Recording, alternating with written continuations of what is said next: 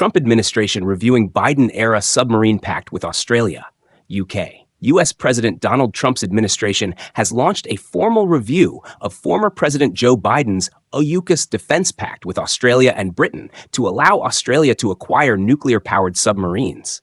A U.S. defense official said Australia, which sees the submarines as critical to its own defense as tensions grow over China's expansive military buildup, said it remained committed to the project and looked forward to working closely with the U.S. on the review. As well as causing alarm in Australia, the review could also throw a wrench in Britain's defense planning. AUKUS, worth hundreds of billions of dollars, is at the center of a planned expansion of Britain's submarine fleet. We are reviewing AUKUS as part of ensuring that this initiative of the previous administration is aligned with the President's America First agenda, the U.S. official said of the review, first reported by Financial Times.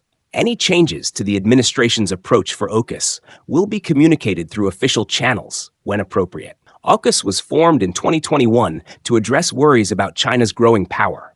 It envisages Australia acquiring up to 5 U.S. Virginia-class submarines from 2032.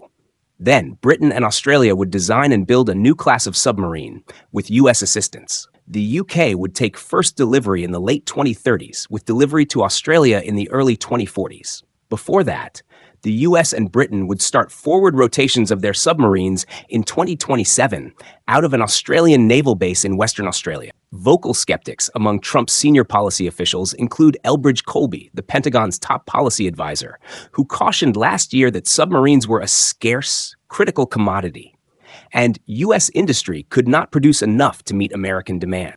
Submarines would be central to U.S. military strategy in any confrontation with China centered in the first island chain, running from Japan through Taiwan, the Philippines, and onto Borneo, enclosing China's coastal seas.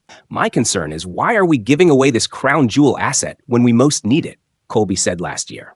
Only 6 countries operate nuclear-powered submarines: the US, the UK, Russia, China, France, and India. A spokesperson for Australia Defence Minister Richard Marles said the US had informed Australia and the UK of the review. AUKUS will grow both U.S. and Australian defense industry, as well as generating thousands of new manufacturing jobs, the spokesperson said. A British government spokesperson called AUKUS one of the most strategically important partnerships in decades that also produces jobs and economic growth in communities across all 3 nations. It is understandable that a new administration would want to review its approach to such a major partnership, just as the UK did last year, the official said, adding that Britain will continue to work closely with the U.S. and Australia to maximize the benefits and opportunities of AUKUS.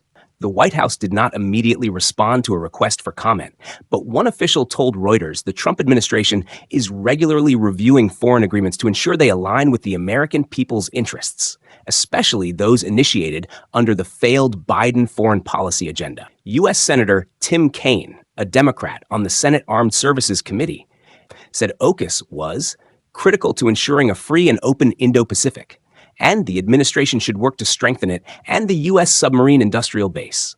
Anything less would play directly into China's hand, said Kaine, who represents Virginia, where U.S. submarines are built. Australia's biggest defense investment.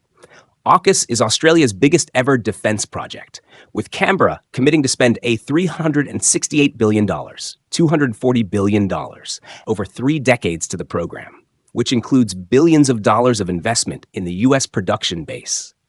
On Tuesday, Britain announced plans to invest billions of pounds to upgrade its submarine industry, including at BAE Systems in Barrow and Rolls-Royce Submarines in Derby, to boost submarine production, as announced in Britain's Strategic Defence Review.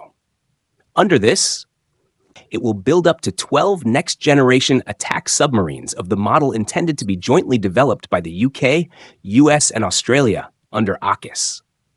In the U.S. Congress on Tuesday, Defense Secretary Pete Hegseth said, "We're having honest conversations with our allies," and added in reference to Australia, "We want to make sure those capabilities are part of how they use them with their submarines, but also how they integrate with us as allies."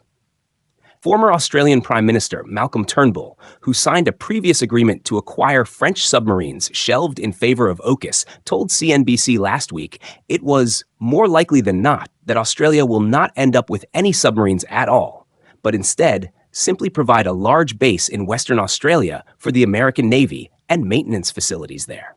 AUKUS expert John Lee at Washington's conservative Hudson Institute think tank said the Pentagon review was aimed at determining whether it could afford to sell up to 5 submarines when it was not meeting its own production targets. Catherine Paik, a Biden White House official, now at Washington's Center for Strategic and International Studies, said providing submarines to Australia would not sacrifice U.S. readiness, but instead boost collective deterrence. This review most definitely makes our allies in Canberra and London concerned, and could cause them to doubt U.S. reliability as an ally and partner, she said.